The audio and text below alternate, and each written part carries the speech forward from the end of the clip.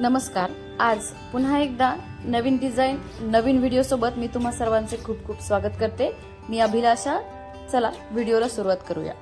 सगळ्यात आधी मी आज सोन्याच्या मण्यांसोबत काळे पिवळ्या मण्यांचे 2 लाईनचे गंठण ववणार आहे.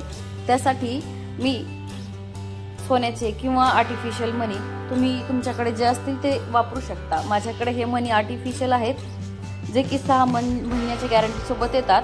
ते मी आज यूज करते आहे.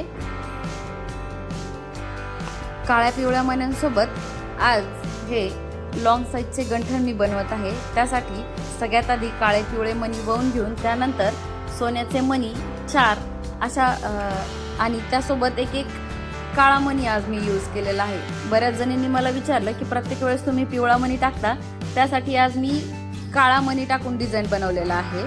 यामध्ये एक सोन्याच्या मण्यांसोबत काळा मणी टाकूनही पूर्ण लुक छान दिसतो. हे तुम्ही बघू शकता आणि तुम्ही तुमच्या आवडीनुसार सोन्याच्या मण्यांमध्ये तुमच्या आवडीचा मणी टाकू शकता. हे पूर्ण गंठण बनवून तयार झालेले आहे.